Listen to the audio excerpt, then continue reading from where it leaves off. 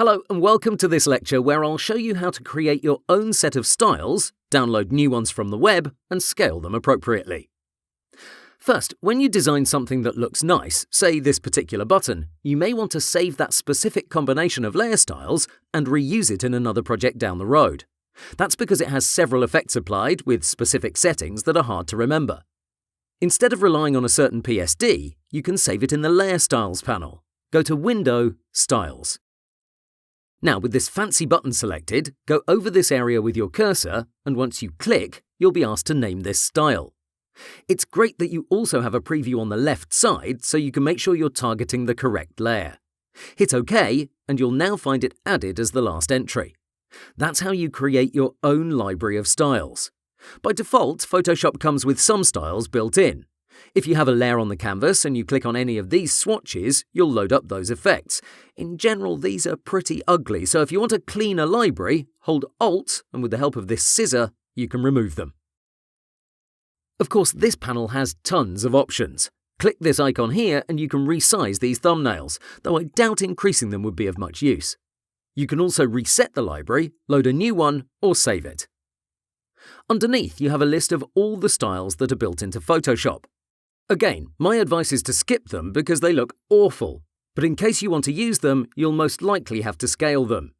Here's the situation. When you apply a combination of layer styles to a rectangle, you'll use specific values like 10 pixels for the stroke, 5 pixels for the drop shadow, and so on. Those might look great for that button, but be aware that it's placed in a set of circumstances. It features a certain size, say 200 by 100. That canvas has particular dimensions too, and so on. So while those styles are okay at this size, when you apply them in a different setting, be on a much larger or smaller layer, you'll have to scale them. Let me show you an example. I'll enable this one that comes with the program. It's horrible, right? But I'll right-click and choose Scale Layer Style. Before I click, please notice I'm right-clicking over my effects, not over my layer. That will give you a completely different list. Okay, so after you click on that option, you'll get this window. Currently, it's set at 100% and it's hard to understand what's going on. But as you scale it down with the use of your Shift key, it begins to clear up. Well, this is still looking bad, but you can understand how the effects are adjusted through this slider. So if you see a certain gallery on the web that shows you good-looking examples, but when you apply them they look bad, always try to scale them before you give up on them. Speaking of resources from the web, let me quickly give you some examples of decent galleries where you'll find gradients, patterns, brushes, and so on. All of them are going to show up in your gallery, but not in this Styles panel. Instead, you'll find them when you open up your library. For example, in the Gradient Overlay section, click on this area and you'll see what you currently have loaded up. Please note that as of today's standards, few Photoshop users heavily rely on these pre-made resources.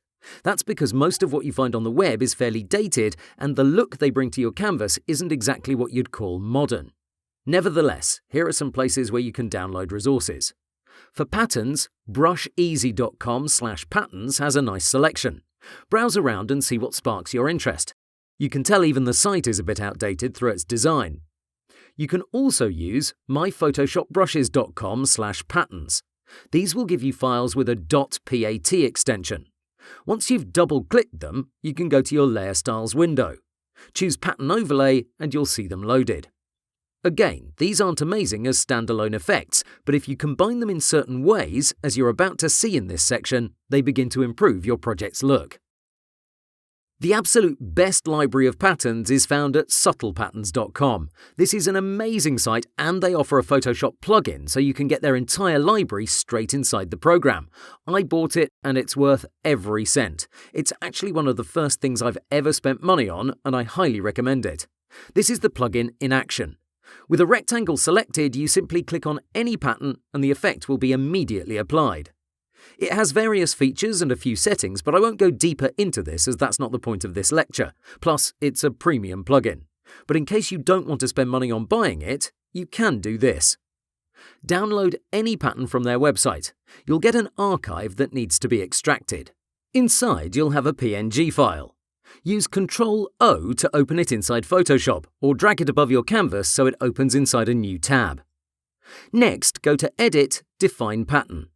Select a name, and once you've hit OK, you'll have it in your pattern overlay gallery. Simple and free. Let me double check it's there.